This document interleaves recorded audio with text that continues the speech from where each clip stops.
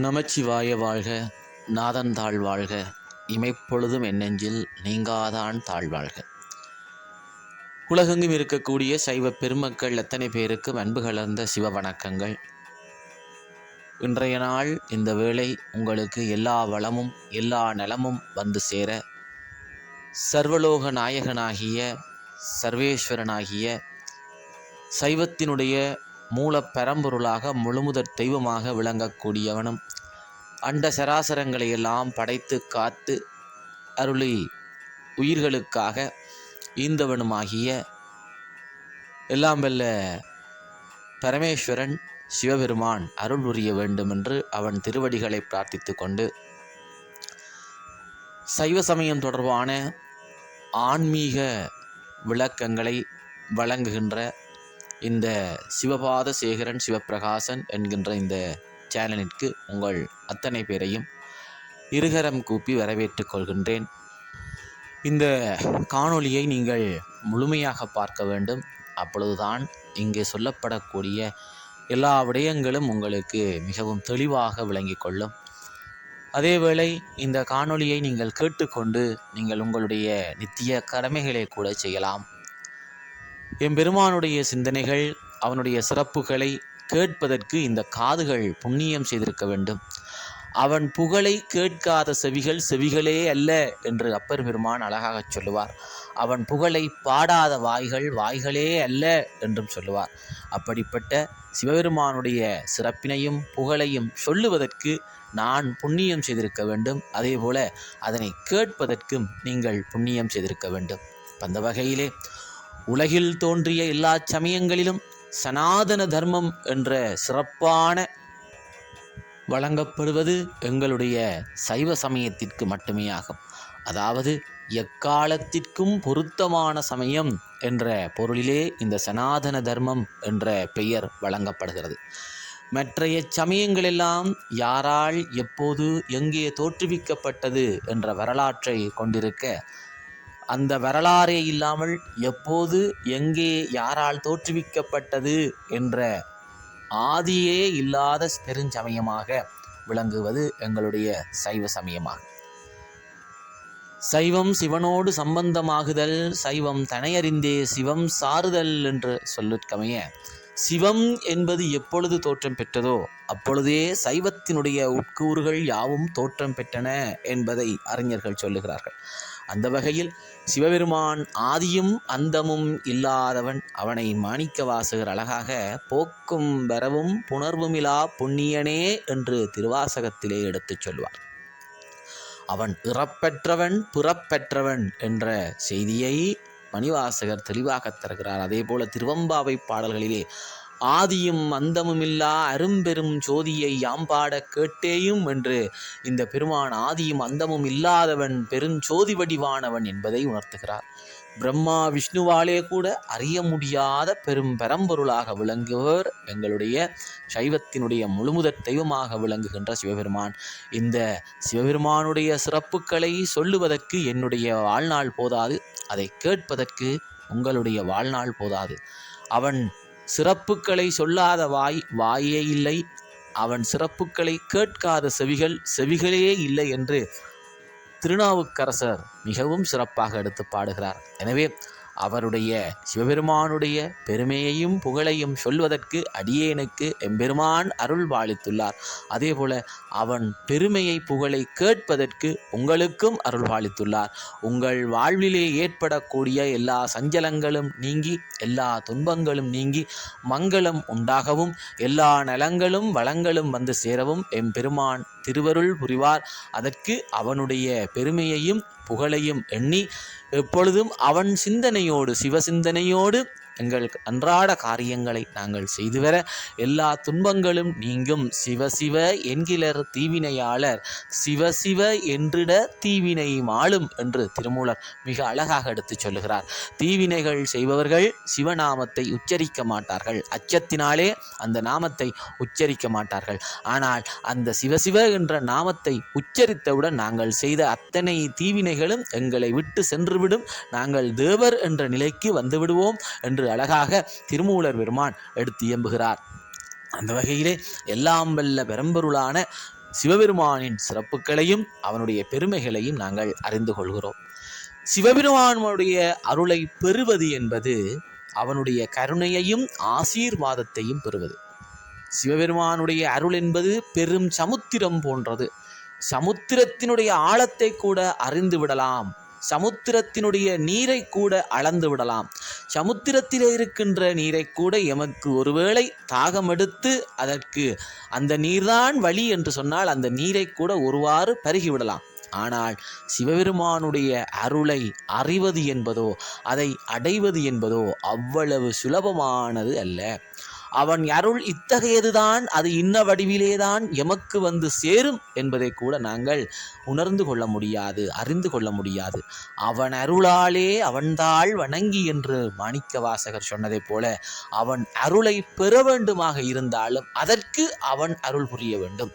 அவன் திண்ணமில்லாமல் அவனுடைய முடிவு இல்லாமல் ஒரு நொடி கூட எதுவும் நடக்காது. அவன் அசைந்தால் அசையும் அகிலமெல்லாம் என்று சொல்வார்கள்.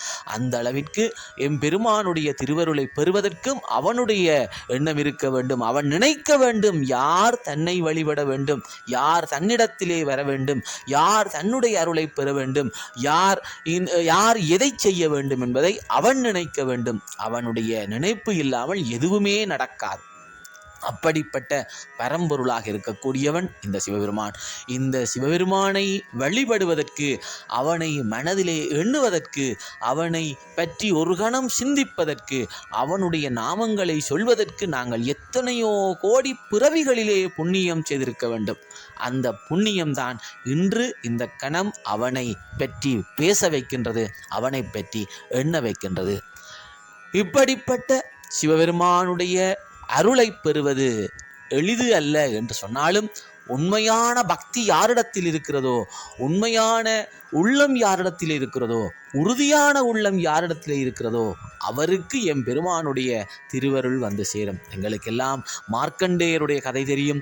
மார்க்கண்டேயருக்கு 16 வயது வரைதான் ஆயுள் என்று தீர்மானிக்கப்பட்டு விட்டது.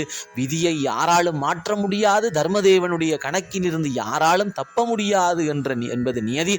அப்படிப்பட்ட நிலையில் கூட மார்க்கண்டேயர் எம்பெருமானை உறுதியோடு மன உறுதியோடு பூசிக்கிறார், வழிபாடு செய்கிறார். அந்த மார்க்கண்டேயருடைய பக்திக்கு இறங்கிய எம்பெருமான் என்ன செய்கிறார்? காலதேவனாகிய யமதர்மராஜ அந்த நேரத்திலே வந்து மார்க்கண்டேயருடைய உயிரை பற்றி இழுத்து செல்ல வருகிறார். அந்த நேரத்திலே சிவலிங்கத்திலிருந்து வெளிப்பட்டு மார்க்கண்டேயருக்காக தர்மதேவனாகிய யமதர்மராஜாவையே காலால் எட்டி உதைத்து மார்க்கண்டேயருக்கு தீர்க்காயுள் கொடுத்தவர் எம்பெருமான். அதேபோல வேடனாக காடுகளிலே சுற்றித் திரிந்து கொண்டிருந்த அந்த திண்ணனானுடைய பக்தியை கண்டு அவனுக்கு அருள் புரிந்து அந்த திண்ணனாருடைய பக்தியை உலகெல்லாம் அறிய செய்வதற்காக கண்ணப்பர் என்ற பெயரையும் கொடுத்து அருள் புரிந்தவர் எம்பெருமான். அப்படிப்பட்ட சிவபெருமானை, அவனுடைய கருணையை, அருளை பெறுவதற்கு பல வழிகள் இருக்கின்றன. அந்த வழிகளிலே அன்பு முதன்மையானது. அன்பே சிவம் என்று சொல்லுவோம். சிவபெருமானை யாரொருவர் அன்பினாலே வழிபடுகின்றாரோ அவருக்குத்தான் எல்லா விதமான அருளும் வந்து சேரும். இறைவன் அன்பே வடிவானவர், அன்பினுடைய வடிவமாக விளங்குபவர். அன்பும் சிவமும் இரண்டென்பார் அறிவிலார், அன்பே சிவமாவது யாரும் அறிகிலார் என்று திருமூலர் சொல்லுவார். அறிவில்லாதவர்கள் அன்பு வேறு சிவம் வேறு என்று சொல்லுவார்கள். எவனொருவர் அறிவோடு, மெஞ்ஞான அறிவோடு, இறை அனுபவத்தோடு இறை உண்மையை உணர்ந்திருக்கிறார்களோ அவர்களுக்குத்தான் அன்பே சிவமாக தெரியும். சிவபெருமான் கருணை வடிவானவர், தாயுமானவர் என்று சொல்லுவோம். தாய் கூட ஒரு கணம் யோசித்துத்தான் இறங்குவாள். ஆனால் தாயினும் மேலானவன், தாயிற் சிறந்த தயவான தத்துவனே என்று மாணிக்கவாசகர் சொல்லுவார். தாயை விட சிறந்தவனாக விளங்கக்கூடிய எம்பெருமான் ஒரு கணம் கூட யோசிக்க மாட்டார். தன்னுடைய அடியவர்களுக்கு துன்பம் என்று நேர்ந்து விட்டால் அடுத்த கணமே இறங்கி வந்திருக்கக்கூடியவர் எம்பெருமான். பன்றிக்குட்டிகள் தாய்ப்பன்றி இறந்து பசியினால் துடிதுடித்த பொழுது அந்த குட்டிகளுக்காக தாய்ப்பன்றியாகவே உருமாறி வந்து பால் கொடுத்தவன் எம்பெருமான். அப்படிப்பட்ட இரக்க சிந்தனையாளன், தயவான தத்துவன், அவன் தயை நிறைந்தவன். அப்படிப்பட்ட பெருமானை அன்பினாலே அடைந்து கொள்ளலாம். நாங்கள் கோவிலுக்குள்ளே சென்று உள்ளே இருக்கக்கூடிய விக்கிரகத்திற்கு பூஜைகள் புனஸ்காரங்கள் என்று கோடிக்கணக்கான ரூபாய் செலவு செய்து ஆடம்பரமாக எங்கள் வீண் ஆடம்பரங்களையும் எங்களுடைய கௌரவங்களையும் பகட்டுக்களையும் வெளிப்படுத்தி கொள்கின்றோம். அவற்றிலே இறைவனுடைய எண்ணம், இறைவனுடைய விருப்பம் ஒரு துளி கூட இருக்காது. ஆனால் எவனொருவர் எளிமையாக அன்பினாலே வழிபாடு செய்கிறாரோ அவரிடத்திலேதான் இறைவனுடைய சாநித்தியம் முழுமையாக வந்திருக்கும். பல்லவ மன்னனாக விளங்கக்கூடிய ராஜசிம்ம பல்லவன் எம்பெருமானுக்கு பல பொருள் செலவு செய்து ஆடம்பரமாக ஒரு ஆலயம் அமைக்கின்றான். அந்த ஆலயம் காஞ்சி கைலாசநாதர் கோவில் என்று சொல்லக்கூடிய பெரிய கற்றளி என்று அழைக்கப்பட்ட பிரம்மாண்டமான ஆலயம். ஆனால் அதே வேளையிலே பூசலார் என்று சொல்லக்கூடிய ஒரு நாயனார் மிக எளிமையாக தன்னுடைய மனதிலே அன்பினாலே ஒரு கோவிலை கட்டுகிறார். எம்பெருமானும் ராஜசிம்ம பல்லவனுடைய கனவிலே தோன்றி, நாளை கும்பாபிஷேகத்திற்கு நான் பூசலாருடைய கோவிலுக்குத்தான் செல்லுவேன் என்று அவனிடத்தில் எடுத்து கூறுகிறார். இது எதனை காட்டுகிறது என்று சொன்னால், அன்புதான் இறைவனுக்கு பிரியமான ஒன்று. இலங்கையைச் சேர்ந்த ஞானி விபுலானந்த அடிகளார் சொல்லுவார், ஈசன் உவக்கும் இன்மலர்கள் என்கின்ற அவருடைய நூலிலே, வெள்ளை நிற பூவுமல்ல வேறெந்த மலருமல்ல உள்ள கமலமடி உத்தமனார் வேண்டுவது என்று மிக தெளிவாக சொல்வார். அதாவது நீங்கள் வகை வகையான நறுமணங்கள் சேர்ந்த மலர்களையோ அல்லது புனஸ்கார பொருட்களையோ கொண்டு இறைவனிடத்திலே சேர்ப்பித்தால் இறைவன் அது எதனையுமே விரும்ப மாட்டார். உள்ளமாகிய தாமரை பூவைத்தான் விரும்புவார் என்பதை மிக அழகாக எடுத்துச் சொல்லுகிறார். அந்த வகையிலே சிவபெருமானுடைய அருளை வழிபடுவதற்கு முதலாவது படியாக இருப்பது அன்பு. அன்பிலார் எல்லாம் தமர்க்குரியர், அன்புடையார் என்பும் உரியார் பிறர்க்கு என்று திருவள்ளுவர் அழகாக சொல்கிறார். அன்பில்லாதவர்கள் எல்லாமே தமக்குத்தான் உரியது என்று எண்ணிக்கொள்வார்கள். ஆனால் உள்ளத்திலே அன்புடையவர்கள் தங்களுடைய என்பை கூட பிறருக்கு கொடுத்து மகிழ்வதிலே அவர்கள் பெரும் திருப்தி அடைவார்கள் என்று திருவள்ளுவர் பெருமான் மிக அழகாக எடுத்துச் சொல்வார். அப்படிப்பட்டவர் எங்கள் சிவபெருமான், அன்பே வடிவாக விளங்குபவன். அந்த இறைவனை அன்பு வழியினாலே அடைந்து கொள்வதற்கு நாங்கள் முயற்சி செய்ய வேண்டும். இந்த உலகிலே வெல்லப்பட முடியாத ஒரு ஆயுதம் என்று சொன்னால் அது அன்புதான். எல்லா உயிர்களையும் தன்னுயிர் போல நேசிக்கின்ற தன்மையை எடுத்து தருவது இந்த அன்பு. எந்த உயிராக இருந்தாலும் எனக்கு துன்பம் வருகின்ற பொழுது எப்படி எனக்கு வலிக்குமோ அதே போலதான் ஏனைய உயிர்களுக்கும் துன்பம் வரும்போது அது வலிக்கும் என்பதை உணர்த்துகின்ற சமயம் எங்களுடைய சைவ சமயம். அதனாலே தான் கொல்லா நோன்பினை அதிகம் வலியுறுத்துகின்றது. நாங்கள் உணவை கூட வகைப்பாடு செய்வதிலே சைவ உணவு, அசைவ உணவு என்று வகைப்பாடு செய்கின்றோம். சைவ உணவு என்று சொன்னால் உயிர்கள் மீது அன்பு செலுத்தி உயிர்களை கொல்லாமல் செய்கின்ற உணவை சைவ உணவு என்று சொல்லுவோம். அசைவ உணவு என்பது உயிர்களை வதைத்து துன்புறுத்தி அவற்றை கொன்று அவற்றினுடைய மாமிசத்தை புசிக்கக்கூடிய உணவினை அசைவ உணவு என்று சொல்லுவோம். சைவ சமயத்தவர்களுடைய அடிப்படை இலக்கணங்களிலே முதன்மையானது தீட்சை பெறுதல். தீட்சை பெற்றவர்தான் சைவ சமயியாக ஏற்றுக்கொள்ளப்படுகிறார். அப்ப தீட்சையினுடைய நியதி என்ன? மாமிச உணவுகளை தவிர்த்தல் வேண்டும். அப்ப தீட்சை பெற்றவர்கள் சிவபெருமானுக்கு நெருங்கக்கூடியவர்கள், நெருக்கமானவர்கள் என்ற பொருளிலே ஆச்சாரங்களோடு ஒழுக்கங்களோடு சைவ உணவை புலால் மறுத்து சைவ உணவை உண்ண வேண்டும். வள்ளுவர் அழகாக சொல்லுவார், கொள்ளான் புலானை மறுத்தானை கைகூப்பி எல்லா உயிரும் தொழும் என்று சொல்லுவார். எவனொருவன் உயிர்களை கொள்ளாமல் புலாலை மறுத்து சைவ உணவுகளை மேற்கொள்கிறாரோ அவரை எல்லா உயிர்களும் கடவுளாக கண்டு தொழும் என்று சொல்லுவார். அதனாலே தான் இறைவன் எல்லா உயிர்களிடத்திலும் கருணை கொண்டு உலகுக்கே தந்தையாக விளங்கக்கூடியவன். உலகிலுள்ள எல்லாமே இறைவனுடைய படைப்பு. எல்லா உயிர்களிலும் நாங்கள் இறைவனை காணலாம். இதைத்தான் அத்வைதம் என்கின்ற கோட்பாடு எடுத்துச் சொல்லும். அத்வைதம் என்று சொன்னால் இரண்டல்ல, ஆன்மாவும் இறைவனும் இரண்டல்ல, இறைவனே ஆன்மா, ஆன்மாவே இறைவன். உபநிடதங்களிலே அழகாக எடுத்துச் சொல்கிறது அகம் பிரம்மாஸ்மி என்று. இந்த ஆன்மா இறைவன். அயம் ஆத்ம பிரம்மா தத்வம் அசி சோகம் அஸ்மி என்ற மகா வாக்கியங்கள் எல்லாம் ஆன்மாதான் பிரம்மம் என்பதை எடுத்துச் சொல்லுகிறது. எனக்குள்ளே ஒரு ஆன்மா இருப்பதை போலதான் ஏனைய உயிர்கள் ஒவ்வொன்றுக்குள்ளும் ஆன்மாக்கள் இருக்கின்றன. என்னுடைய ஆன்மா இறைவன் ஆவதைப் போலவே எல்லா உயிர்களுடைய ஆன்மாக்களும் இறைவனாகத்தான் விளங்கும். மாணிக்கவாசகர் சொல்லுகின்ற பொழுது, புல்லாகி பூடாய் புழுவாய் மரமாகி பல்விருமுகமாகி பறவையாய் பாம்பாய் கல்லாய் மனிதராய் பேயாய் கணங்களாய் செல்லா நின்ற இத்தாவர சங்கமத்துள் எல்லா பிறப்பும் பிறந்திழைத்தேன் எம்பெருமான் என்று சொல்லி அடுத்த வரி சொல்லுவார், மெய்யே உன் பொன்னடிகள் கண்டின்று வீடுற்றேன். அப்போ இந்த தாவர சங்கமத்துள்ளே இருக்கக்கூடிய எல்லா பிறவிகளிலும் நான் பிறந்து இழைத்துள்ளேன் என்று சொல்வதனூடாக இந்த ஆன்மா எல்லா பிறவிகளையும் எடுக்கிறது. புல்லாகுவதும் நான் தான், புழுவாகுவதும் இந்த ஆன்மா தான், பல்மிருகமாக பறவையாக பாம்பாக என்று எல்லா பிறவிகளிலையும் இந்த ஆன்மா உழல்கிறது. எனவே எந்த மனித உடலுக்குள்ளே இருக்கக்கூடிய ஆன்மா இன்னொரு பிறவியிலே நான் இந்த பிறவியிலோ அல்லது கடந்த பிறவிகளிலோ செய்த வினைகளுக்கு ஏற்ப இன்னொரு பிறவியை நான் எடுக்கப் போகிறேன் என்று சொன்னால் அது ஒரே ஆன்மாதான் எல்லா பிறவிகளையும் அலையப் போகிறது. எனவே தன்னுயிர் போல் மண்ணுயிரையும் நேசி என்று சொன்னதைப் போல எனக்குள்ளே இருக்கக்கூடிய இந்த ஆன்மாவைப் போலதான் ஒவ்வொரு உயிர்களுக்குள்ளும் ஆன்மா இருக்கிறது. அந்த ஆன்மாக்கள் தங்களுடைய கண்ம வினை பயனுக்கு ஏற்ப இந்த பிறவிகளை எடுத்துள்ளன. இந்த பிறவிகளுடைய நோக்கம் நிறைவடைந்தவுடன் அவற்றினுடைய கண்ம வினைகள் நீங்கியவுடன் அவை மீண்டும் எம்பெருமானுடைய திருவடிகளை அடைந்து அதற்கு தகுந்த அடுத்த பிறவிக்கு அவை முற்படும் என்பதை எங்கள் ஞானிகள் பெரியார்கள் மிகவும் சிறப்பாக சொல்லியிருக்கிறார்கள்.